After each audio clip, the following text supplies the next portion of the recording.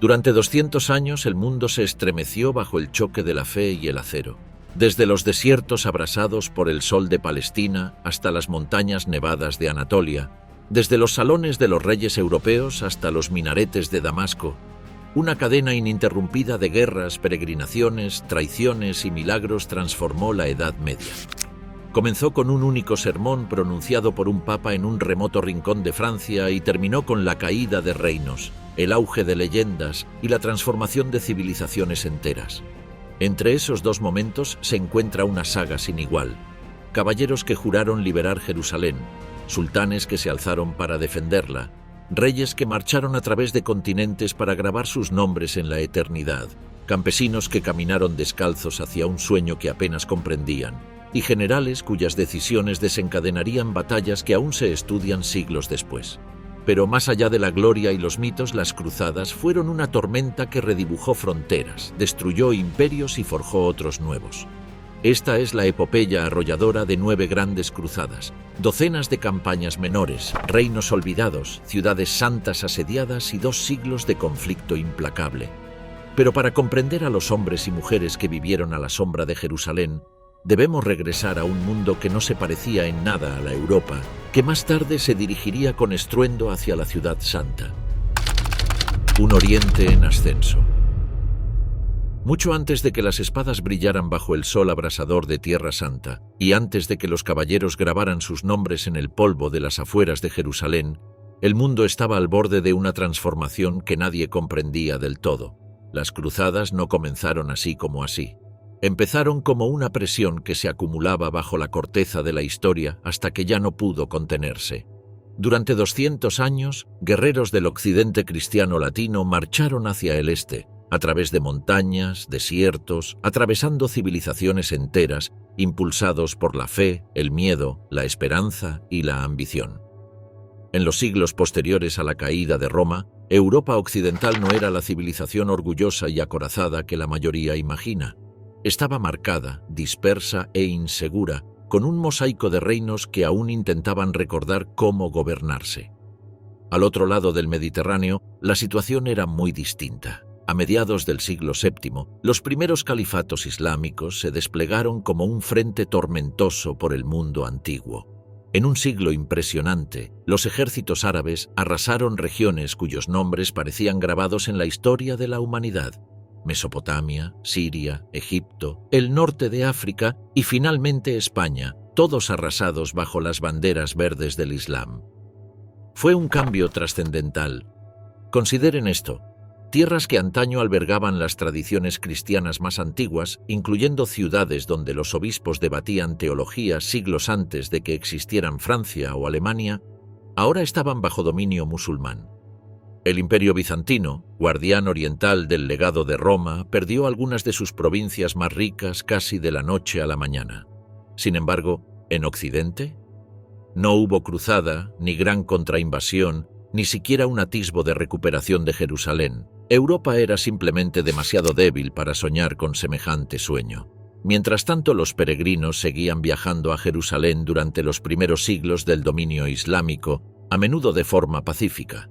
Se arrodillaban en las calles por donde Cristo caminó, maravillados por la ciudad, incluso si pertenecía a otro imperio. En el año 638, cuando el califato Rashidún tomó Jerusalén, el occidente latino apenas reaccionó. ¿Cómo pudo hacerlo? El Papa luchaba por controlar incluso la Italia central. Los reyes luchaban contra sus vecinos, no contra imperios lejanos. Desatar una guerra santa entre continentes era imposible, pero algo estaba sucediendo que lo cambiaría todo. Entre los siglos XIX y XIX, Europa se convirtió en un campo de batalla. De todos los horizontes llegaban invasores: los vikingos, que atravesaban el norte como un rayo; los magiares, que avanzaban desde el este a caballo; las flotas árabes, que azotaban las costas de Italia, conquistaban Sicilia y convertían el Mediterráneo en su propio dominio. Para sobrevivir, Europa se vio obligada a cambiar. Los señores locales construyeron fortalezas y los guerreros se convirtieron en una clase profesional. El concepto del caballero, la élite armada y montada que más tarde dominaría las cruzadas, nació en este terreno de prueba de constantes ataques. Pronto los vikingos se convirtieron en los normandos, guerreros temibles y ahora leales a la cristiandad latina. Los magiares se asentaron y se convirtieron en los húngaros y guardianes de la frontera cristiana. Y en el norte de España, pequeños reinos cristianos comenzaron a contraatacar a Al-Ándalus, dominado por los musulmanes. Poco a poco, Europa afilaba sus espadas. Para el siglo XI, Europa occidental ya no era un superviviente herido, era una potencia en ascenso. La población creció, las cosechas de grano aumentaron, las rutas comerciales se reabrieron y las ciudades se expandieron. Los jóvenes ambiciosos, entrenados para la guerra, encontraron menos batallas en casa. Y la Iglesia comenzó a percibir la oportunidad. Papas reformistas como León IX, Alejandro II y más tarde el férreo Gregorio VII comenzaron a articular una idea radical. ¿Y si la guerra pudiera ser santa? ¿Qué pasaría si los caballeros, en lugar de luchar entre sí por pequeñas disputas territoriales, redirigieran su violencia contra los enemigos externos del cristianismo? La Iglesia comenzó a otorgar recompensas espirituales por las campañas en España y Sicilia. Los caballeros que antes luchaban por el oro, ahora podían luchar por Dios y por la promesa de la absolución. Esta fue la semilla teológica de las cruzadas. Entonces, una serie de victorias electrizó a Europa. En 1085, la gran ciudad musulmana de Toledo cayó ante las fuerzas cristianas. En 1091, los caballeros normandos completaron la conquista de Sicilia, una de las fortalezas musulmanas más deslumbrantes del Mediterráneo. Estas victorias no pasaron desapercibidas. Cronistas musulmanes como Ibn al-Athir escribieron posteriormente que el auge del poder de los francos se remontaba a esos mismos momentos. Para muchos en Occidente, era como si Dios bendijera las armas cristianas. Para muchos en Oriente, era como si una nueva fuerza estuviera despertando. El mundo estaba cambiando. Dos civilizaciones se encaminaban a una colisión. Solo faltaba una chispa, y en 1095, en un concilio en una pequeña ciudad llamada Clermont, un papa pronunciaría un discurso. Un mensaje se propagaría como la pólvora y decenas de miles tomarían la cruz. ¿Pero qué impulsó al papa a hacer ese llamado? ¿Qué crisis en Oriente exigía la ayuda de Occidente? ¿Y por qué hombres comunes decidieron de repente dejarlo todo por una guerra santa en la distancia? Las respuestas transformarían los 2 siglos siguientes. El camino hacia la primera cruzada. Corría el año 1071, cuando una única batalla, conocida como Manzikert, destruyó la confianza del mundo cristiano. Allí, en una polvorienta llanura anatolia, el Imperio bizantino vio cómo su ejército se derrumbaba bajo las flechas de una potencia en ascenso, los turcos selyúcidas. Corrieron rumores de que el emperador había sido capturado y por toda Europa una verdad se asentó como la ceniza. Asia Menor, el escudo de la cristiandad oriental, se derrumbaba. Los selyúcidas, recién llegados de las estepas de Asia Central y recién convertidos al Islam sunita, lucharon con una velocidad y ferocidad que los bizantinos jamás habían enfrentado. Ejércitos que se movían como tormentas, arqueros a caballo que lanzaban flechas desde distancias imposibles. A estas alturas eran conquistadores. Tras Manzikert, arrasaron Asia Menor, tomando ciudades, fortalezas y el corazón vital del imperio. Por primera vez en siglos, Bizancio parecía mortal. El emperador Alejo I Comneno comprendió el peligro. Constantinopla aún relucía con cúpulas y oro, pero sus fronteras se reducían mes a mes. Solo el imperio no sobreviviría. Así que tomó una decisión desesperada. Envió emisarios al oeste con una simple súplica: «Ayúdennos». Era irónico, ya que Oriente y Occidente habían estado enfrentados durante generaciones, pero la necesidad silenció la disputa. Si Asia Menor caía por completo, la puerta a Europa quedaría abierta. Cuando el Papa Urbano II se reunió con los embajadores de Alejo en 1095, sus advertencias fueron desalentadoras. Los ejércitos turcos se acercaban y las ciudades cristianas se derrumbaban. Urbano escuchó y vio más que una crisis. Vio la oportunidad de unir al dividido occidente latino bajo una única causa sagrada. Comenzó a planear algo sin precedentes. Urbano recorrió Francia buscando el apoyo de nobles y obispos. Habló del deber, la unidad y de un mundo cristiano herido. Y en privado, consiguió el respaldo de poderosos señores, entre ellos Raimundo de Tolosa, un veterano curtido en guerras fronterizas. Para cuando Urbano llegó a Clermont en noviembre de 1095, el plan estaba listo. La multitud en Clermont era demasiado numerosa para la catedral. Fue necesario construir una plataforma en el exterior. Allí, Urbano instó a los guerreros de Europa a ayudar a sus hermanos orientales y a recuperar Tierra Santa. Los cristianos sufrían mientras Jerusalén estaba en manos extranjeras. Dios, declaró, los llamaba a levantarse. Esta vez había comenzado una cruzada. Ademar de Lepuy se arrodilló primero, recibiendo la cruz de manos de Urbano. Después, nobles y caballeros de toda Europa le siguieron, cosiendo cruces en sus capas y jurando luchar por la salvación. Pero el fervor que Urbano despertó pronto se le escapó de las manos. Antes de que los grandes señores estuvieran listos, un predicador harapiento llamado Pedro el Ermitaño condujo a miles de campesinos hacia Constantinopla, una masa inexperta y caótica, impulsada por puro fervor. Murieron de hambre, lucharon contra los lugareños y aterrorizaron a los bizantinos. Al cruzar a territorio selyúcida, fueron rodeados y aniquilados. Por lo tanto, Pedro huyó conmocionado. Era un presagio sombrío, ya que la verdadera cruzada ni siquiera había comenzado, y miles de personas ya habían muerto. Entre finales de 1095 y el verano de 1096 se reunieron los ejércitos de la primera cruzada. Caballeros entrenados, infantería aguerrida y comandantes experimentados de toda Europa. Su destino era Constantinopla, pero Alejo, que había pedido ayuda, nunca imaginó esto. No unos pocos mercenarios, sino todo un ejército occidental marchando hacia sus puertas. Y cuando Oriente y Occidente finalmente se encontrarán, las alianzas se desgastarían, los ánimos se caldearían y la primera cruzada comenzaría su peligrosa marcha hacia la historia. Cuando Oriente y Occidente finalmente se encontrarán, las alianzas se desgastarían, los ánimos se caldearían y la primera cruzada comenzaría su peligrosa marcha hacia la historia. Tensión en Constantinopla. Los príncipes de la primera cruzada llegaron a Constantinopla desconfiados. Hugo de Vermandois, hermano del rey de Francia, partió primero, presumiendo a viva voz de su sangre real y su misión divina. Pero el mar lo humilló. Una tormenta arrastró su flota a lo largo de la costa dálmata y las patrullas bizantinas lo arrastraron a tierra medio ahogado. Su entrada triunfal fue frustrada y el emperador ya miraba con recelo a los señores occidentales. Hugo esperó humillado bajo un arresto cortés, un presagio de la precaria alianza que se avecinaba. Poco después llegó Godofredo de Bouillon, alto, serio y con un pasado complejo. Antaño enemigo del papado, ahora peregrino a Jerusalén, marchó con dos hermanos, Eustaquio, de confianza, y Balduino, brillante pero ávido de poder. Su disciplinado ejército llegó a Constantinopla sin caos, pero con profunda desconfianza. Godofredo acampó fuera de las murallas, negándose a entrar hasta verse obligado a negociar. Al final, juró lealtad al emperador Alejo, pero solo porque no tenía otra opción. Entonces llegó el gigante que más temían los bizantinos, Bohemundo de Tarento, un caudillo normando criado en la guerra contra el propio imperio.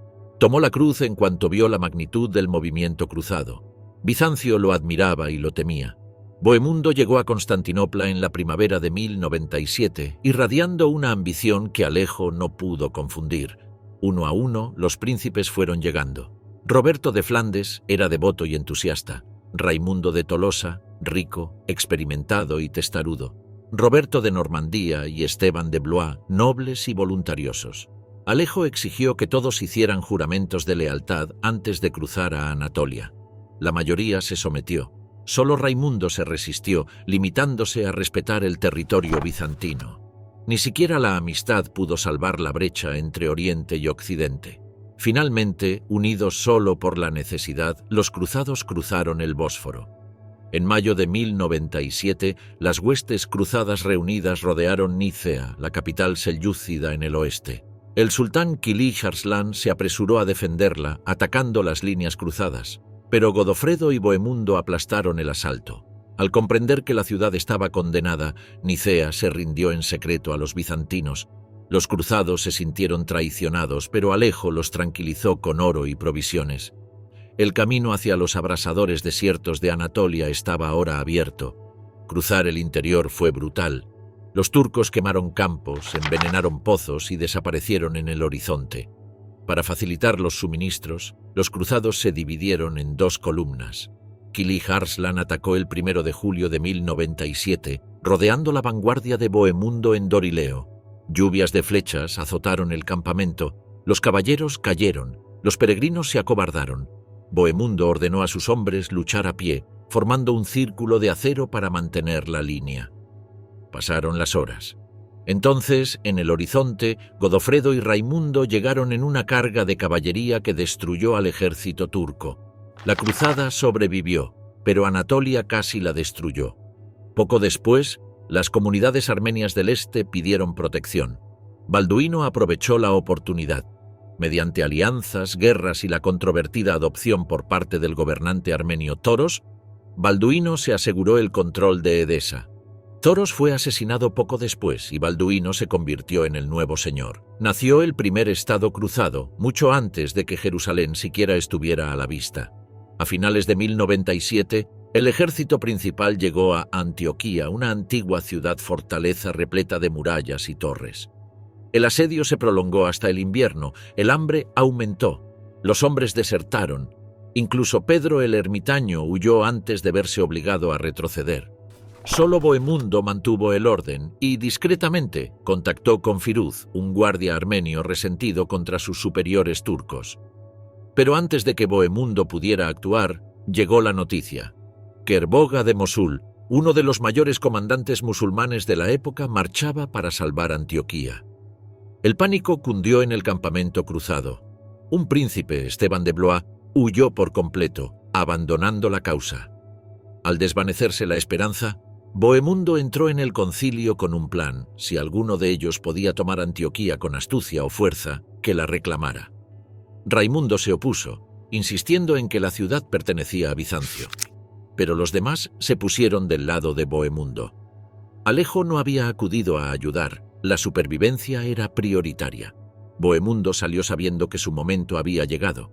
Firuz estaba listo y Kerboga estaba a días de distancia, y el futuro de la cruzada dependía de una única y desesperada apuesta. La caída de Antioquía. El 3 de junio de 1098, tras 8 brutales meses de asedio, los cruzados pusieron en marcha su engaño final. Durante el día, se marcharon de Antioquía como si se tratara de una misión rutinaria de forrajeo. Pero al caer la noche, regresaron en silencio y esperaron bajo las murallas la señal de algún traidor. Dentro de la ciudad, un guardia armenio llamado Firuz, resentido contra sus amos selyúcidas, abrió una torre a Bohemundo de Tarento. En plena noche, Bohemundo subió a Antioquía con sus caballeros, tomó la torre y tocó la trompeta. Godofredo de Bouillon y Roberto de Flandes irrumpieron desde las sombras, y el caos se apoderó de la ciudad. Sorpresa, oscuridad y terror. La guarnición selyúcida se derrumbó. Su comandante, Yagi Siyan, huyó, pero fue asesinado por armenios en busca de venganza. Al amanecer del 4 de junio, Antioquía estaba en manos de los cruzados, todo excepto la ciudadela del Monte Silpio, donde se atrincheraron los últimos defensores. El asedio de Antioquía había terminado, pero la pesadilla no. 3 días después, Kerboga de Mosul llegó con uno de los ejércitos más numerosos a los que se habían enfrentado los cruzados. Esperaba encontrarlos hambrientos a las afueras de Antioquía. En cambio, estaban dentro de la ciudad, heridos pero victoriosos. Kerboga rodeó la ciudad de inmediato, reforzó la ciudadela y cerró todas las rutas de escape. Antioquía, aún exhausta por el primer asedio, volvía a morir de hambre. Los hombres comían raíces, hierbas y cuero. La moral se desmoronó. Los rumores de desesperación se intensificaron. A lo lejos, el emperador Alejo Comneno finalmente marchó con refuerzos, pero se encontró con Esteban de Blois, quien había huido de Antioquía presa del pánico. Esteban le dijo falsamente que los cruzados estaban acabados, y Alejo regresó. Los cruzados estaban solos. En plena hambruna, un sacerdote pobre llamado Pedro Bartolomé afirmó haber tenido una visión. La lanza sagrada, la lanza que atravesó a Cristo, yacía enterrada bajo la catedral de San Pedro. Tras horas de excavación se encontró un fragmento de hierro. Cierto o no, los cruzados recuperaron la esperanza. Bohemundo aprovechó la oportunidad. Marcharían y lucharían contra Kerboga en batalla campal, un plan que parecía suicida. Con solo un puñado de caballos y un ejército debilitado por el hambre, los cruzados formaron filas frente a la puerta del puente. Kerboga dudó, permitiéndoles desplegarse. Esa vacilación lo destruyó. Las divisiones cruzadas avanzaron con una disciplina asombrosa. Su infantería se mantuvo firme. Sus contraataques destrozaron las alas turcas. El pánico cundió en la coalición de Kerbogá, ya frágil y llena de rivalidades. En cuestión de horas, el gran ejército de Mosul se disolvió y huyó. La ciudadela se rindió poco después y Antioquía quedó completamente bajo su control. Lo imposible había sucedido. Un ejército hambriento había aplastado a una de las fuerzas más poderosas de Siria y ahora la marcha hacia Jerusalén por fin podía comenzar. La victoria trajo nuevos problemas. Los cruzados acordaron descansar hasta noviembre, pero entonces falleció su líder espiritual, el obispo Ademar.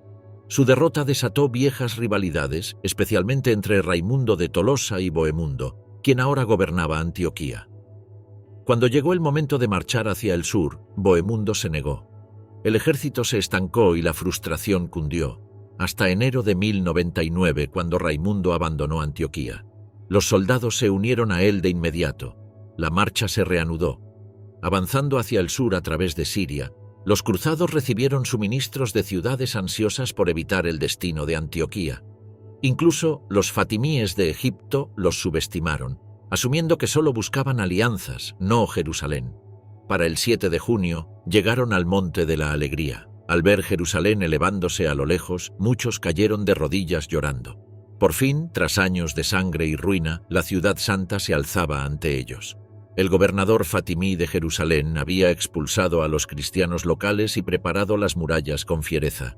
Los cruzados estaban débiles, el agua escaseaba y un ejército egipcio de socorro marchaba hacia el norte. Su primer asalto fracasó. Carecían de madera para torres y escaleras, hasta que llegaron barcos a Jaffa con herramientas y madera. La flota fue desmantelada y reconstruida para convertirla en máquinas de asedio. Con el tiempo agotándose, los cruzados rodearon la ciudad descalzos, rezando por ayuda. Los defensores se burlaron de ellos desde las murallas, pero el asalto final se avecinaba. Jerusalén pronto se enfrentaría a la mayor tormenta de la época medieval. La caída de Jerusalén. Al amanecer del 14 de julio, las trompetas de los cruzados rompieron el silencio. El asalto final había comenzado. La guarnición fatimí de Jerusalén se abalanzó sobre las murallas solo para ver lo imposible. Durante la noche, Godofredo de Bouillon había desmantelado todo su tren de asedio, lo había arrastrado por el valle y lo había reconstruido frente a un tramo de muralla débil cerca de la puerta de San Esteban. Una hazaña tan asombrosa que los cronistas musulmanes posteriores insistieron en que los francos contaron con ayuda sobrenatural. Las nuevas torres se alzaban ahora sobre el punto más vulnerable de la ciudad. Durante todo el día, ambos bandos se enfrentaron con flechas, piedras y aceite hirviendo, pero Jerusalén resistió. El verdadero avance se produjo al amanecer del 15 de julio. Al amanecer, la torre de Godofredo se estrelló contra la muralla. Dos caballeros, Ludolf y Engelbert, saltaron a las almenas, forjando un punto de apoyo mientras Godofredo los seguía. Cuando cayó la puerta de la columna, Godofredo ordenó que se abriera para que el ejército cruzado pudiera atravesarla. La resistencia fatimí se desmoronó en combates callejeros dispersos. Algunos habitantes murieron en el caos. Muchos otros fueron expulsados o se les pagó un rescate, contrariamente a las leyendas exageradas posteriores sobre una masacre total. Tancredo se apoderó del Monte del Templo mientras que el gobernador fatimí entregó la Torre de David en los términos negociados por Raimundo de Toulouse. Tras años de hambre, enfermedades, marchas por el desierto y una destrucción casi total, los cruzados habían logrado lo imposible. Jerusalén era suya. Guerreros que habían sobrevivido a 2 continentes ahora se arrodillaban llorando ante el Santo Sepulcro. Pero su victoria era frágil. Un enorme ejército egipcio marchaba hacia el norte. El 22 de julio, Godofredo fue elegido defensor del Santo Sepulcro, un título que evadía deliberadamente la pretensión de realeza en la ciudad de Cristo. La celebración fue breve. Tancredo trajo noticias urgentes. El visir fatimí estaba reuniendo un gran ejército cerca de Ascalón. Los cruzados marcharon hacia el sur de inmediato. El clero realizó vigilias nocturnas en el Santo Sepulcro, rezando sobre la Vera Cruz mientras la moral subía. El 12 de agosto, el ejército latino atacó sin previo aviso.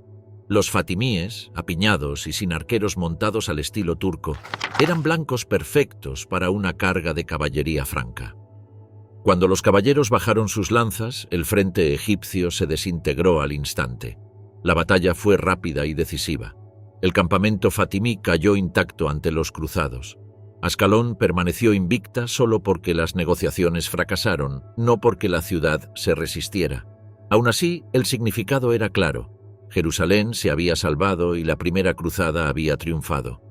La mayoría de los cruzados regresaron a casa, dejando apenas 300 caballeros para defender el nuevo reino.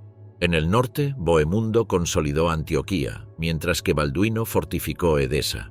Ese invierno viajaron a Jerusalén para celebrar la Navidad con Godofredo. Otros grandes señores, como Raimundo, Roberto de Normandía y Roberto de Flandes, regresaron a Constantinopla, donde el emperador Alejo los recibió con honores.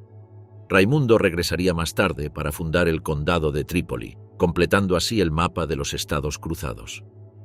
Por toda Europa, la noticia de la toma de Jerusalén se extendió como la pólvora. Sonaron las campanas, los monarcas celebraron y nuevas oleadas de peregrinos viajaron hacia el este.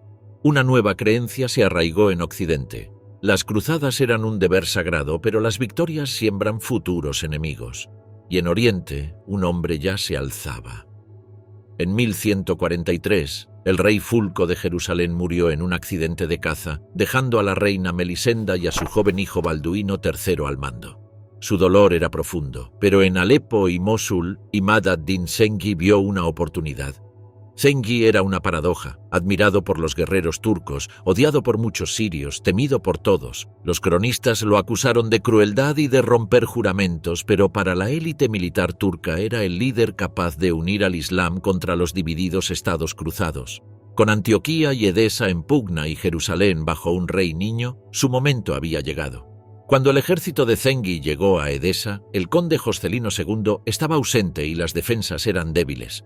Las murallas eran enormes, las torres numerosas, pero la guarnición era pequeña y estaba dividida. Zengi atacó sin descanso. Las catapultas golpeaban las murallas, los mineros excavaban túneles y cuando una gran sección de la muralla se derrumbó, sus tropas avanzaron a toda velocidad. El asalto fue brutal, como lo describen los cronistas cristianos que escribieron sobre masacres. Las fuentes musulmanas describen saqueos hasta la extenuación. Miles murieron en la avalancha hacia la ciudadela. Entonces Zengi detuvo repentinamente la matanza, pues necesitaba a los armenios y griegos locales para defender la ciudad. Edesa, el estado cruzado más antiguo, había desaparecido y la conmoción conmocionó a Europa hasta sus cimientos.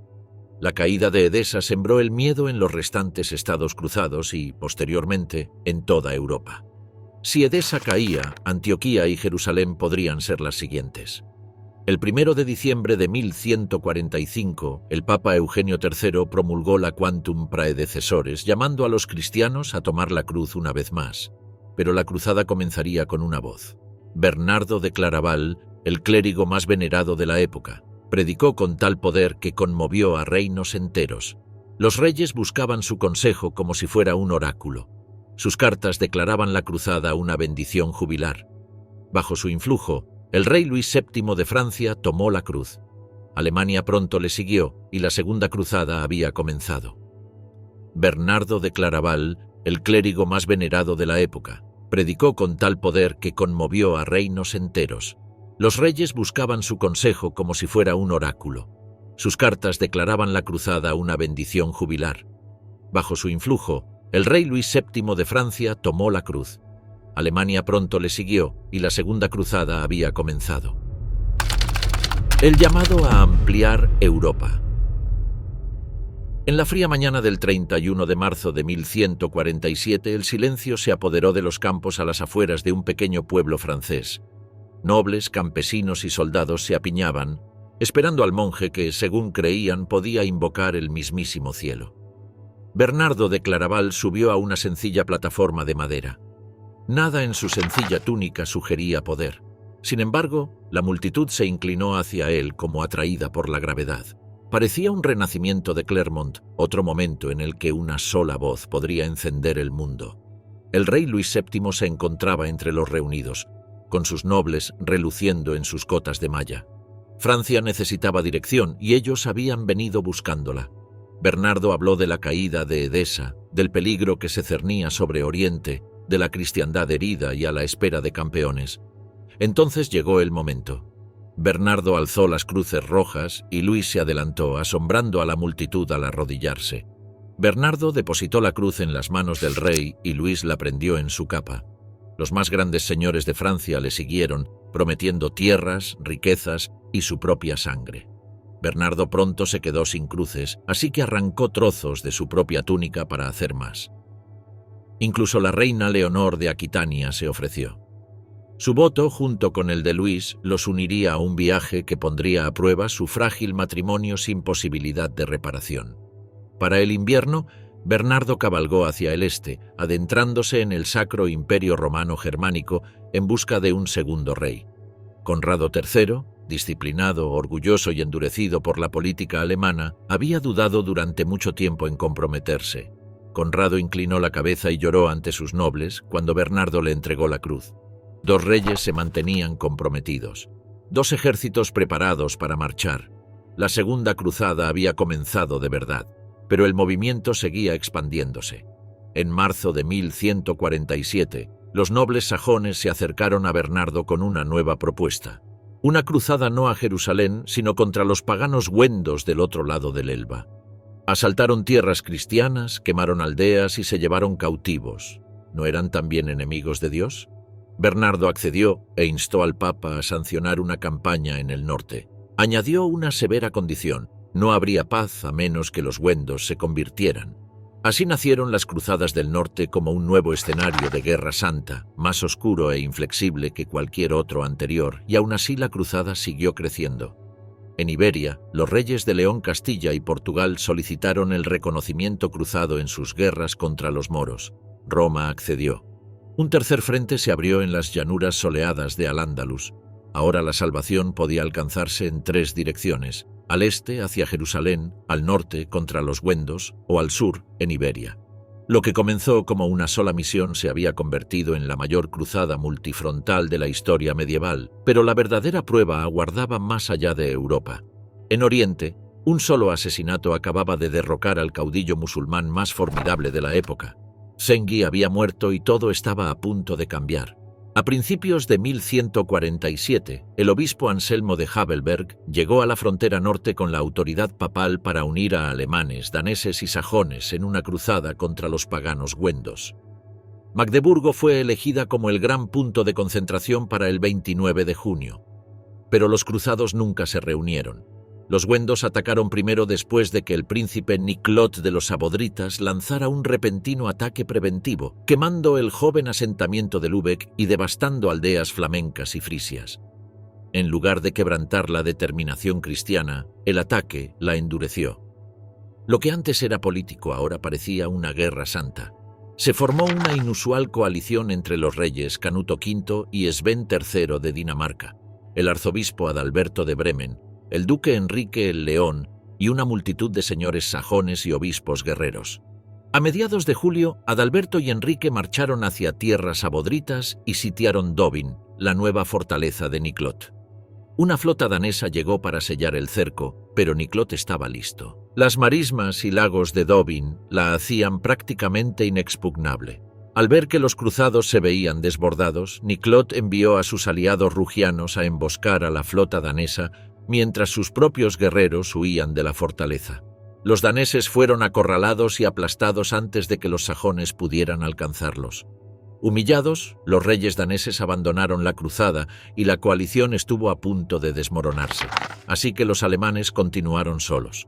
Los sajones mantuvieron a Dobin rodeado, pero el asedio se estancó. Sus tropas saquearon la campiña, lo que enfureció a sus propios nobles, que buscaban ingresos, no devastación. La exigencia de Bernardo de una conversión forzosa chocaba con los objetivos políticos de los sajones.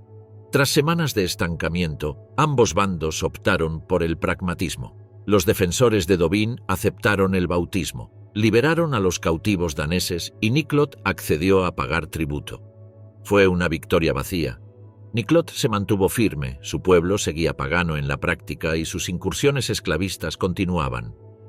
En agosto, el obispo Anselmo llegó con una fuerza mayor de señores de las Marcas, obispos y levas imperiales. Avanzaron casi 160 kilómetros hacia el Báltico, con destino a Rügen. Los asentamientos paganos a lo largo del río Peine cayeron, pero en Demmin los wendos resistieron tenazmente. Otro punto muerto. Al dirigirse hacia Stettin, los cruzados encontraron la ciudad ya cristiana. Avergonzados e inseguros, se retiraron de nuevo. La cruzada wenda, lanzada con inmensas expectativas, produjo poco de lo que Bernardo imaginó. Se tomaron algunas tierras, se obtuvieron tributos, se liberaron algunos esclavos, pero el sueño de la conversión masiva fracasó. Aún así, sentó un precedente. El Báltico se convertiría en una frontera permanente de guerra santa, y aunque Niclot sobrevivió, el mundo que luchó por defender no perduraría para siempre. Esto fue solo el comienzo. Una coalición rota. Apenas el amanecer había tocado Asia Menor cuando el maltrecho ejército de Luis comprendió que el viaje que les aguardaba no pondría a prueba su fuerza, sino su resistencia. Incluso al abandonar los campos carbonizados cerca de Éfeso, los jinetes selyúcidas los seguían desde las colinas, provocándolos, observándolos, atacando a los rezagados como lobos. En Nochebuena, los turcos lanzaron un asalto repentino. Los franceses lucharon con fiereza y los expulsaron, pero el enemigo nunca desapareció del todo. Retrocedió en la noche, acechando a la columna con implacable paciencia. Luis ajustó la marcha hacia una fortaleza en movimiento. Sin embargo, el avance se ralentizó y cada barranco prometía una emboscada. Entonces llegaron al río Meandro, la trampa que el sultán Mesud había preparado. Las tropas selyúcidas bloquearon el vado mientras una fuerza oculta aguardaba tras los cruzados. Cuando estalló la batalla el 1 de enero, las flechas acribillaron el frente y la retaguardia a la vez. Cundió la confusión, pero los francos encontraron un punto de cruce, cargaron a través del agua helada y aplastaron la línea turca en un brutal combate cuerpo a cuerpo. Los selyúcidas se dispersaron, dejando atrás un campamento lleno de provisiones y levantando brevemente la moral francesa, pero Mesud no había terminado. El monte Cadmo se alzaba ante ellos. La subida era estrecha y peligrosa, y el apoyo bizantino en esta zona era incierto. Luis intentó mantener un orden de marcha estricto, pero el 8 de enero, Geoffrey de Rancon adelantó demasiado a la vanguardia, dispersando al ejército a lo largo de la montaña. Mesud atacó al instante. Los jinetes turcos tomaron la cresta y lanzaron una lluvia de flechas sobre la caravana de bagajes expuesta. Los animales cayeron de los acantilados. El pánico se apoderó del centro de la columna. Luis, advertido por su capellán, se adentró en el caos cabalgando solo con su guardia personal. El camino era demasiado estrecho para la caballería, y sus compañeros murieron a su alrededor mientras luchaba hacia adelante. Acorralado contra la montaña, Luis trepó a una cornisa rocosa y la defendió con golpes frenéticos y decididos, abatiendo a los atacantes hasta que los turcos, sin saber quién era, recurrieron al botín. Al anochecer, el rey se había reunido con los dispersos supervivientes. Bajo ellos, la montaña estaba sembrada de escombros y muertos. El ejército aún vivía, pero había sido destruido. La victoria de Mesud en el monte Cadmo era completa, igualando su triunfo anterior sobre los germanos en Dorileo, y el largo camino hacia Tierra Santa aún no había terminado. Los restos de la Segunda Cruzada retrocedieron a Jerusalén tambaleándose en un silencio sombrío. Ya nadie hablaba de victoria. La gran coalición que una vez marchó con reyes y milagros a su paso se estaba desintegrando. Conrado III, destrozado por el desastre en Anatolia, zarpó hacia Tesalónica el 8 de septiembre. En Constantinopla, Manuel Comneno lo recibió con una ceremonia y los dos rivales se reconciliaron, dirigiendo su atención hacia un nuevo enemigo al que ambos temían, Roger II de Sicilia. Luis VII se quedó. Se negó a abandonar Tierra Santa hasta rescatar algo de los restos de la cruzada.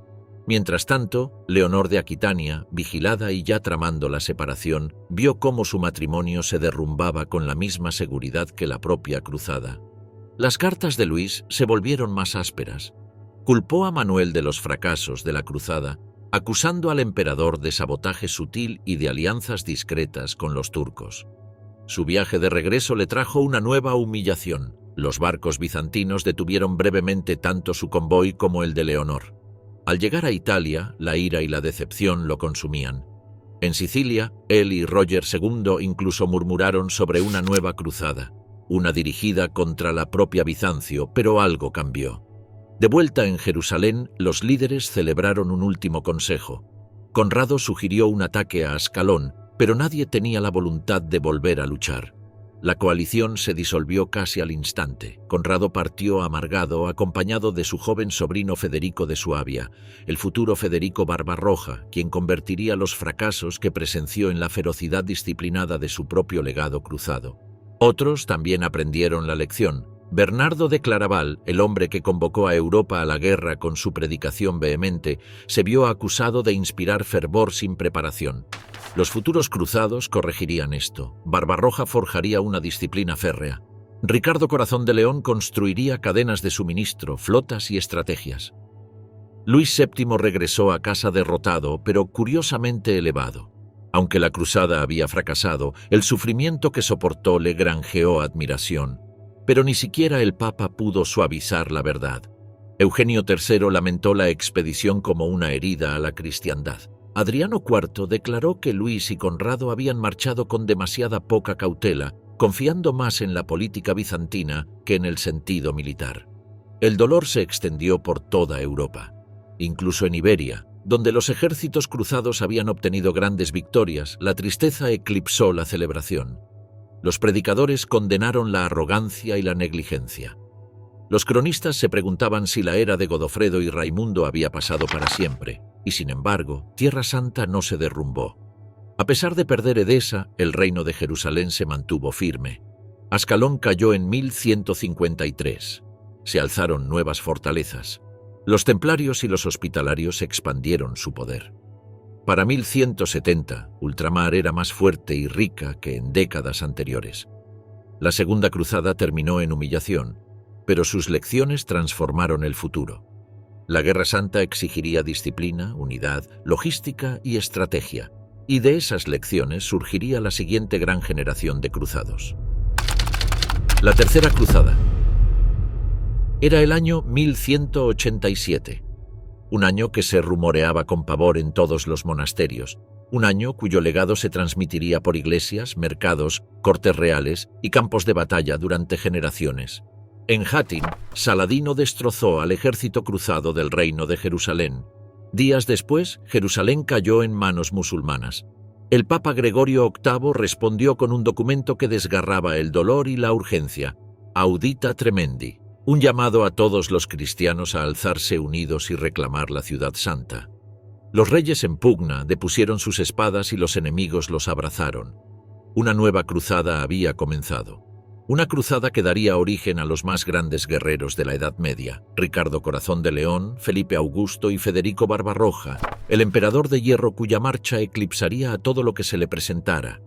Federico Barbarroja juró no repetir los errores del pasado. El emperador preparó meticulosamente a su ejército, inculcando la disciplina en cada rango. En su campamento la embriaguez costaba una mano y el robo una vida.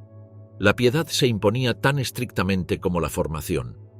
Esta no fue la cruzada emocional de Luis, ni la marcha desorganizada de Conrado. Fue una máquina. Federico envió emisarios por toda Europa y Oriente Medio. Garantizaba el paso seguro siempre que era posible y la intimidación cuando era necesario. Isaac II Ángelo prometió amistad, pero tembló al ver un ejército alemán más grande que cualquier cosa que su imperio pudiera desplegar. En secreto, Isaac hizo un pacto con el propio Saladino, comprometiéndose a obstaculizar a los alemanes en todo momento. El sultán de Iconio aceptó la paz y el salvoconducto, aunque nadie confiaba plenamente en él. Una vez despejado el camino, Barbarroja partió de Ratisbona el 11 de mayo de 1189.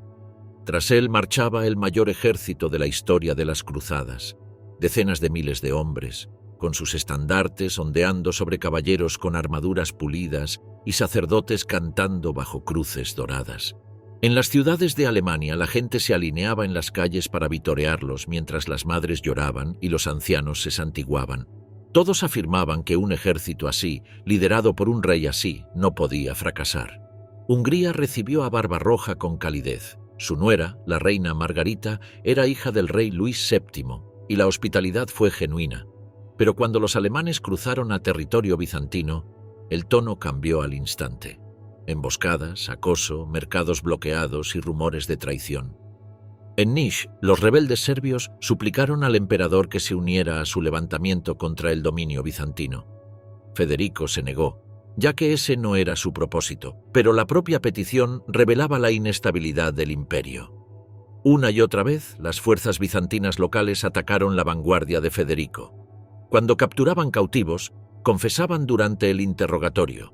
Actuaban siguiendo órdenes directas del emperador Isaac Ángelo. En Filipópolis los alemanes encontraron la ciudad abandonada. Isaac derribó deliberadamente sus fortificaciones para evitar que los cruzados las usaran. No se trataba de un malentendido, era un sabotaje. La situación empeoró cuando Federico se enteró de que sus embajadores en Constantinopla habían sido encarcelados. Isaac exigió entonces rehenes, tributo y una parte de cualquier conquista futura en Tierra Santa. Fue el insulto definitivo. Federico se apoderó de territorio en Tracia, tomó Adrianópolis y rodeó Constantinopla con su influencia. Isaac Ángelo entró en pánico ante la amenaza de estallar rebeliones, y frente al ejército más disciplinado que Europa había visto en generaciones, finalmente capituló. El 14 de febrero de 1190 se impuso un tratado a los bizantinos. Paso seguro para los cruzados alemanes, mercados a precios justos, barcos para transportarlos a través del Helesponto y la liberación inmediata de todos los enviados encarcelados. Poco después, Federico accedió a retirarse sin atacar Constantinopla.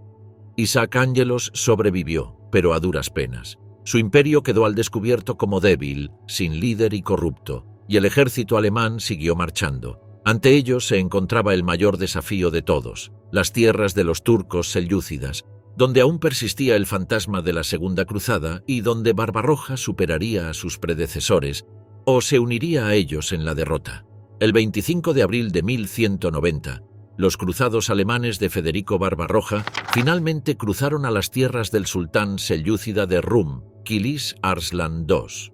Se habían asegurado de antemano promesas de paso seguro, mercados y amistad, pero los acuerdos eran frágiles. La realidad sobre el terreno era dura. El hijo de Kilis Arslan, Gutbuladin, un hombre astuto y ambicioso vinculado por matrimonio al propio Saladino, había tomado discretamente el control del ejército de su padre. Preparó una emboscada que pondría a prueba la disciplina y el temple del ejército alemán. El 7 de mayo, cerca de Filomelio, se produjo el primer enfrentamiento. La caballería turca irrumpió desde posiciones ocultas, lanzando una lluvia de flechas sobre los cruzados. El pánico amenazaba con extenderse, pero el joven duque Federico de Suabia, hijo de Federico Barbarroja, lideró un contraataque con férrea precisión, derrotando a los turcos e infligiendo numerosas bajas. Las montañas de Anatolia se alzaban ante ellos, duras e implacables. Los suministros escaseaban, las incursiones se producían de forma intermitente, pero el ejército alemán seguía adelante. Su disciplina los mantenía unidos a pesar del hambre, la fatiga y el terreno traicionero. El 18 de mayo, los cruzados llegaron a Iconio, la capital selyúcida. Algunos comandantes instaron a Barbarroja a rodearla por temor a demoras, pero el anciano emperador se negó a dejar atrás una ciudad hostil. Fuera de las murallas, Gutbuladin aguardó con su ejército principal. Federico dividió sus fuerzas. Su hijo asaltó la ciudad directamente, mientras que el propio emperador se enfrentó a las divisiones turcas. Superados en número pero superiores en estrategia y acero, los caballeros germanos lanzaron una carga de caballería que destrozó las líneas selyúcidas. Miles de turcos cayeron. Las puertas de Iconio se abrieron a los cruzados. La ciudad proporcionó tesoros, suministros y una victoria simbólica sin precedentes desde la primera cruzada. Gutbuladin fue destituido, su padre restituido, y Federico consiguió la cooperación turca mediante rehenes y acuerdos. Fue un triunfo de la habilidad y la organización militar, una campaña ejemplar rara vez recordada por la historia popular, pero una proeza de disciplina y audacia en suelo extranjero. El ejército alemán había vencido a dos de las potencias más peligrosas de Anatolia, el Imperio bizantino y los selyúcidas, sin rendirse ni amotinarse. Semanas después, en la Armenia cristiana, se desató el desastre. El 10 de junio, mientras cruzaba el río Salat, el propio Federico sufrió un accidente que acabaría con su vida. Los detalles siguen siendo confusos. Algunos dicen que se cayó del caballo, otros afirman que fue un accidente en el río. Quizás fue un derrame cerebral o un infarto. La edad y el estrés de la campaña pudieron haber conspirado en su contra. Su muerte devastó a sus hombres, pero el ejército, curtido en la batalla y disciplinado, siguió adelante bajo el liderazgo de su hijo, el joven duque Federico de Suabia. Para octubre, los alemanes alcanzaron el sitio de Acre. La enfermedad, no la batalla, se cobraría muchos. Sin embargo, quedaba un núcleo de 700 caballeros y la visión estratégica de Federico perduró en sus continuos esfuerzos. Fue aquí donde la Orden Teutónica surgiría de un pequeño hospital fundado por los alemanes. Mientras tanto, de vuelta en Europa, Ricardo Corazón de León se preparaba para tomar el relevo. Rey de paradojas, Ricardo heredó la cruzada no solo como un deber sagrado, sino como una prueba de su liderazgo y valor. Para julio de 1190 zarpó con sus fuerzas haciendo escala en Sicilia. Allí estallaron las tensiones con Tancredo, el gobernante usurpador que mantenía prisionera a Juana, la hermana de Ricardo. Pero la furia y la habilidad de Corazón de León rápidamente cambiaron las tornas. Juana fue liberada, su dote asegurada, y Ricardo incorporó su riqueza al tesoro cruzado. 10 de abril de 1191. La flota de Ricardo fue azotada por una tormenta rumbo a Tierra Santa, hundiendo varios barcos frente a Chipre. La isla, bajo el mando del rebelde pretendiente bizantino Isaac Comneno, se había aliado con Saladino para aprovecharse de la desgracia de los cruzados. Isaac capturó a los supervivientes y saqueó los restos del naufragio hasta que el propio Ricardo llegó el 5 de mayo. Con su audacia característica, el Corazón de León desembarcó, liderando personalmente a sus hombres contra las fortificaciones de Isaac. La campaña se desarrolló con una velocidad asombrosa. Las fuerzas de Ricardo capturaron fortalezas costeras, rodearon el campamento de Isaac y lo obligaron a rendirse. Para el 1 de junio, toda Chipre estaba bajo el control de Ricardo. La isla resultaría invaluable, sirviendo como base de abastecimiento y plataforma para los ejércitos cruzados en Acre. En un solo mes, Ricardo transformó la desgracia en oportunidad, demostrando su talento como general y estratega.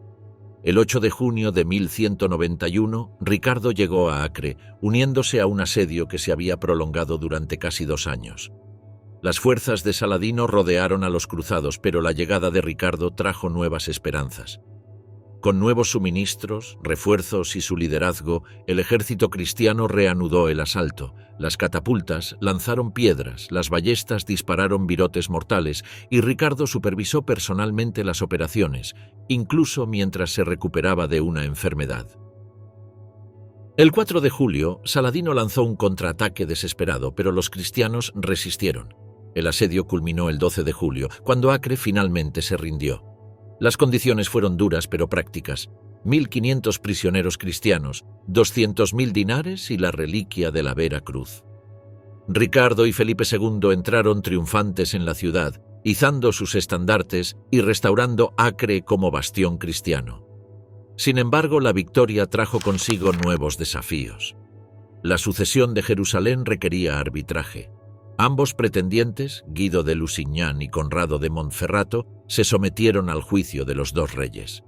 Se llegó a un acuerdo. Guido reinaría hasta su muerte y posteriormente cedería la corona a Conrado o a sus herederos. Fue una solución pragmática que estabilizó la posición de los cruzados en Tierra Santa. Felipe II, siempre intrigante, pronto partió hacia Francia, abandonando la cruzada a pesar de sus solemnes juramentos. Ricardo, consciente de las ambiciones de su rival, dejó capitanes de confianza para protegerse de las maquinaciones de Felipe, asegurándose de que los conflictos políticos en Europa no arruinaran los logros duramente conseguidos en Tierra Santa. El escenario estaba listo para los enfrentamientos finales y titánicos de la Tercera Cruzada. Ricardo Corazón de León, curtido en diplomacia y batalla, se enfrentaría a Saladino, el sultán que había destruido gran parte del Oriente cristiano. El destino de Jerusalén pendía de un hilo, mientras 2 líderes legendarios se preparaban para enfrentarse a través de desiertos, montañas y ciudades antiguas. El ajuste de cuentas de Saladino. La partida de Felipe fue un rayo. Las fuerzas francesas, agotadas tras años en Tierra Santa, se quedaron sin líder y con la moral por los suelos. Ricardo Corazón de León, reconociendo la fragilidad de la situación, proporcionó rápidamente fondos para mantener a las tropas restantes. Todo el peso del liderazgo recaía ahora sobre sus hombros, un manto que el apasionado rey inglés llevó durante mucho tiempo. Decidido a consolidar sus duras conquistas, Ricardo envió emisarios a Saladino exigiendo el cumplimiento de los términos acordados para la rendición de Acre. El sultán respondió con palabras corteses, prometiendo acatamiento, pero insistió en entregar el rescate y los prisioneros a plazos. Ricardo, siempre paciente pero cauteloso, consintió. Se acordó un cronograma, un intercambio cuidadoso y gradual para garantizar la equidad. Sin embargo, a medida que los plazos transcurrían uno tras otro, emergía un patrón sombrío. Saladino demoraba, excusaba y maniobraba, prolongando cada día la agonía de los prisioneros cristianos. Ricardo comprendió rápidamente el juego del sultán. Saladino buscaba debilitar al ejército cruzado, hacer que Corazón de León pareciera ineficaz y mantener a los cristianos en un estado de negociación perpetua. Mientras que Ricardo estaba obsesionado con la vida de sus hombres, Saladino los trataba como peones, instrumentos para detener al enemigo en lugar de soldados humanos merecedores de honor. La paciencia de Ricardo tenía límites. Tras un último incumplimiento del plazo, tomó una decisión que repercutiría en el campo de batalla y la historia. Condujo a los prisioneros ante el campamento de Saladino y los ejecutó públicamente, enviando un mensaje escalofriante. No se tomaría a la ligera al rey de Inglaterra. La decisión conmocionó al ejército musulmán. Muchos emires y oficiales cuestionaron el juicio de Saladino y la lealtad entre sus filas comenzó a resquebrajarse. A partir de ese momento, las guarniciones dudaron en defender sus posiciones, temerosas de correr la misma suerte que los defensores de Acre. La toma de Acre fue un punto de inflexión. La ciudad había sido el eje central de Saladino, un centro para sus ejércitos y suministros. Con ella asegurada, Ricardo dirigió su atención hacia el sur, siguiendo la costa hacia Jaffa, la puerta de entrada a Jerusalén y otra fortaleza crucial. Saladino, percibiendo la amenaza, reunió a sus fuerzas, decidido a bloquear el avance de Corazón de León. Pero Ricardo, siempre estratega, utilizó el propio Mediterráneo como escudo. Su flota abasteció al ejército continuamente, protegiendo el flanco derecho y neutralizando la superioridad numérica de Saladino. El 22 de agosto, los cruzados iniciaron su agotadora marcha. El calor abrasaba la tierra y el terreno era implacable. Desde las colinas y los valles, los arqueros montados de Saladino atacaban, lanzando flechas que mataban a hombres y caballos por igual. Sin embargo, la disciplina de Ricardo nunca flaqueó. Sus formaciones se mantuvieron impecables, cada paso medido, cada unidad en su lugar. Para el 7 de septiembre, el ejército emergió de un denso bosque al norte de Arsuf, y Ricardo sabía que Saladino intentaría un combate decisivo. Los cruzados se desplegaron en 12 escuadrones, los templarios a la vanguardia y los hospitalarios custodiando la retaguardia. Unos 11.000 hombres se enfrentaron al doble, con las fuerzas de Saladino llegando a casi 25.000 hombres. La batalla estalló con ferocidad. Las tropas de Saladino atacaron en oleadas, intentando aplastar a los cruzados en combate cuerpo a cuerpo. Ricardo lo había previsto. Sus arqueros y ballesteros mantuvieron la línea, protegiendo a la caballería y frenando el avance enemigo. Mientras las fuerzas musulmanas se acercaban, Ricardo esperó, calculando mentalmente, mientras su plan se desarrollaba. Quería que Saladino se involucrara de lleno en el combate cuerpo a cuerpo, que expusiera a sus fuerzas a un contraataque de poder devastador. Entonces llegó el momento que Corazón de León había estado esperando. A la señal de sus trompeteros, la caballería cruzada avanzó al unísono.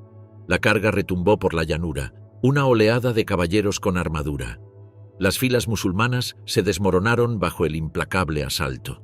El propio Ricardo lideró desde el frente blandiendo la espada, aniquilando enemigos como un segador. Las crónicas lo describen avanzando con furia imparable, dejando una estela de destrucción a su paso. Ni siquiera el sobrino de Saladino, Taqi al-Din, pudo mantener su posición. La tercera carga de Ricardo finalmente rompió la caballería musulmana y la victoria quedó sellada. Saladino huyó a las colinas con lo que quedaba de su ejército, dejando a los cruzados ocupar Arsuf.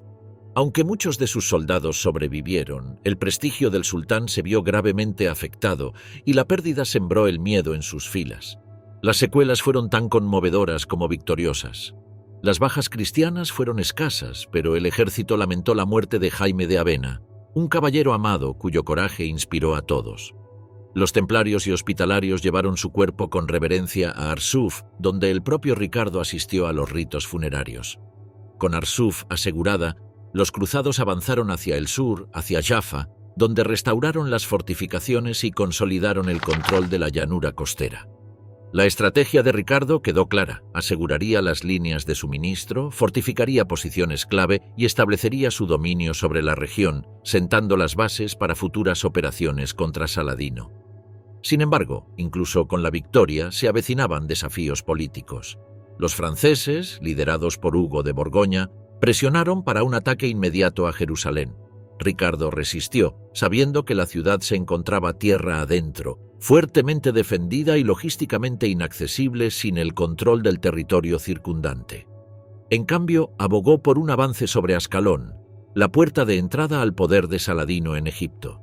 Desde esta fortaleza, podría interrumpir las líneas de suministro del sultán, debilitar las defensas de Jerusalén y consolidar las posesiones cristianas. El debate se encendió, reflejando la naturaleza díscola de la política cruzada. Finalmente, los cruzados se dividieron. Los franceses regresaron a Acre, reacios a seguir el plan de Ricardo, mientras que éste, con fuerzas leales, aseguró Ascalón y la utilizó como base para hostigar a los convoyes de Saladino. La previsión de Corazón de León resultó acertada. Controlar Ascalón paralizó las líneas de suministro del sultán desde El Cairo, reforzando el control de los cruzados en la costa. Pero las noticias de Inglaterra oscurecieron el horizonte de Ricardo. Su hermano Juan se había aliado con Felipe de Francia, amenazando con apoderarse de la corona en su ausencia. Dividido entre su deber hacia su reino y hacia Tierra Santa, Ricardo se enfrentó a un cruel dilema. A regañadientes, comenzó a planear su regreso a casa, dejando el liderazgo de las cruzadas en las hábiles manos de Enrique de Champaña, quien asumió el trono de Jerusalén tras el asesinato de Conrado a manos de los misteriosos asesinos. Incluso mientras Ricardo se preparaba para partir, la campaña estaba lejos de terminar. Persistían los desacuerdos entre los señores cruzados, lo que lo obligaba a elegir entre obedecer su voluntad y arriesgarse a un desastre total, o mantener la disciplina y la prudencia estratégica. Una y otra vez los superó con su brillantez táctica, insistiendo en asegurar las fortalezas costeras antes de intentar tomar Jerusalén. Saladino, mientras tanto, explotó cada división, fortificando sus posiciones y preparándose para la siguiente confrontación. Para el verano de 1192, la Tercera Cruzada había llegado a un tenso punto muerto. Ricardo había recuperado gran parte de la costa palestina, pero Jerusalén seguía bajo el control de Saladino. Corazón de León fortificó Ascalón y Jaffa, aseguró sus líneas de suministro y obligó al sultán a reconocer el control cristiano de puertos clave. Sin embargo, la guerra se prolongó, una batalla de desgaste, estrategia y fuerza de voluntad, con ambos bandos exhaustos y recelosos. Mientras Ricardo navegaba hacia Jaffa para enfrentarse al avance de las fuerzas de Saladino, el escenario estaba preparado para otro dramático enfrentamiento. El tiempo se agotaba, había más en juego que nunca, y la sombra de la guerra se extendía por Tierra Santa. Las cruzadas, una saga que abarca siglos, habían llevado a los reyes y ejércitos más importantes de Europa al borde del destino. Hasta la fecha, el resultado seguía siendo incierto. El 28 de julio, Saladino llegó a Jaffa con todo el poder de su ejército. La ciudad, encaramada en la costa, se enfrentaba ahora a la ira del sultán. Dividió sus fuerzas con precisión implacable, el ala derecha bajo el mando de su hijo Al-Zahir, la izquierda bajo el mando de su hermano Al-Adil, mientras que Saladino comandaba desde el centro. El asedio comenzó con fuerza. Zapadores musulmanes excavaron bajo las murallas, decididos a doblegar la fortaleza cristiana. Dentro de Jaffa, los defensores eran pocos, pero las murallas y torres, recién reconstruidas de la ciudad, ofrecían cierta esperanza. Durante días, el enfrentamiento fue implacable. Las tropas de Saladino derribaron secciones de la muralla, solo para encontrarse con hogueras encendidas por los cristianos para bloquear su avance. Ibn Shaddad, el cronista de Saladino, se maravilló de su valentía. Los cristianos dejaron las puertas abiertas, pero se mantuvieron desafiantes en formación, luchando a plena vista del enemigo. Para el 31 de julio, las murallas de Jaffa fueron destrozadas y se abrieron brechas. Los defensores, desesperados, enviaron emisarios al amparo de la noche, incluyendo al obispo Randolph de Belén para negociar con Saladino. El sultán, aprovechando la oportunidad, ofreció condiciones: entregar la ciudad y pagar un rescate por sus vidas. La guarnición se retiró a la ciudadela, a la espera de los agentes del sultán, mientras las tropas musulmanas invadían la ciudad, saqueándola e incendiándola. Pero los rumores comenzaron a extenderse por el campamento de Saladino. Ricardo Corazón de León venía con su flota. El pánico se reflejaba en los ojos del sultán cuando envió emisarios para cobrar rescates y expulsar a los defensores de la ciudadela antes de la llegada de Ricardo. Confiado en la victoria, Saladino creía poder impedir cualquier desembarco. El amanecer del 1 de agosto trajo una experiencia completamente diferente. Desde el horizonte, las trompetas de la flota de Ricardo anunciaron su llegada. Los defensores vieron una salvación en los barcos cristianos y revirtieron su rendición.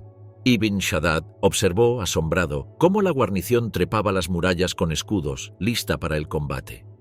En una maniobra repentina y sorprendente, la caballería franca cargó desde la ciudadela abriéndose paso entre las tropas de Saladino. Un ataque feroz y audaz que quedaría grabado para siempre en la historia. El propio Ricardo se adentró en las olas, con su hacha danesa en alto proclamando: «Por Dios, Saladino jamás conquistará a los cristianos». Caballeros a caballo y arqueros lo siguieron, y la batalla cambió de rumbo al instante. Ibn Shaddad, que había observado cada movimiento, describió la escena con asombro.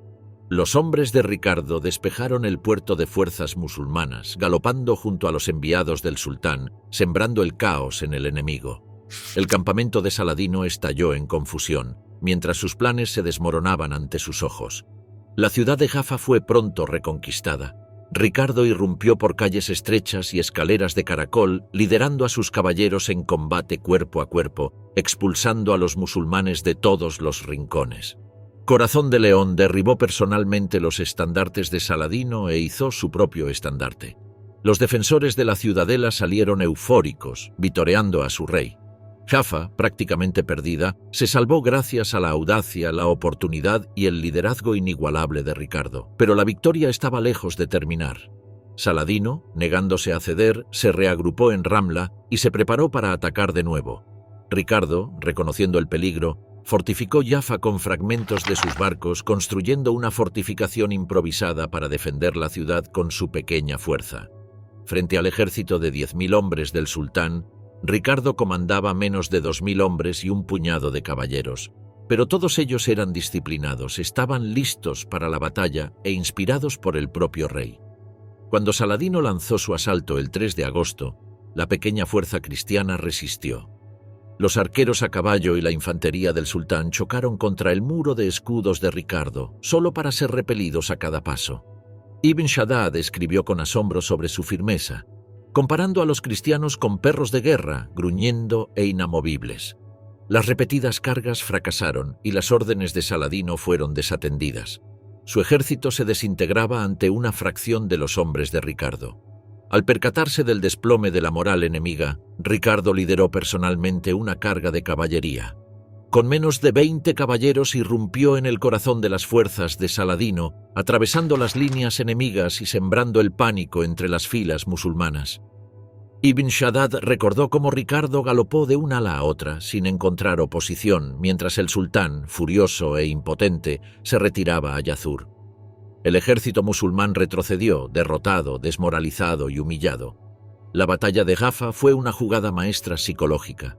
La ambición de Saladino de expulsar a los cruzados de la costa sur se vio frustrada. Para Ricardo, consolidó la realidad estratégica. Jerusalén seguía fuera de su alcance, pero Jaffa, Acre y la vital red costera estaban a salvo en manos cristianas.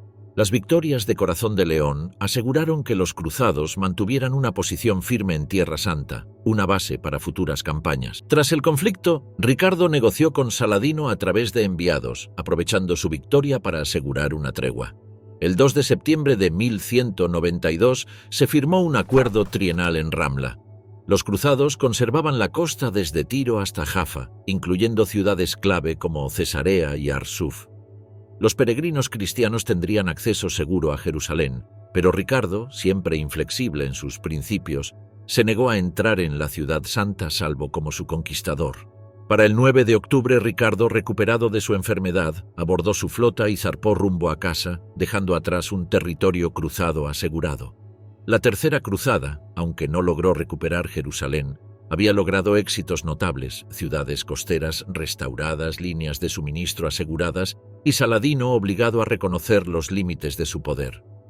Chipre se incorporó a las posesiones cruzadas, Jaffa y Acre resistieron, y el Corazón de León había demostrado que la estrategia, el coraje y el liderazgo podían superar las adversidades. Los historiadores debaten si la Tercera Cruzada fue un éxito o un fracaso, pero en términos estratégicos fue un triunfo. Saladino conservó Jerusalén, pero los cristianos recuperaron la vital costa, controlaron puertos cruciales y preservaron la posibilidad de futuras campañas. Finalmente, el reino cruzado sobrevivió, y la leyenda de Ricardo Corazón de León se pulió en los fuegos de Jaffa. La Tercera Cruzada terminó en algo mucho más inusual, un equilibrio difícil y reticente entre dos gigantes que se habían apaleado hasta el agotamiento. Ricardo había llegado a Tierra Santa como un rey de energía inagotable y determinación inexperta. La dejó como un comandante cuyo nombre resonaría a través de los siglos. Saladino permaneció como guardián de la ciudad más sagrada del Islam. Ninguno de los dos pudo doblegar la voluntad del otro y así forjaron una paz forjada por la brutalidad de la guerra y el respeto entre iguales.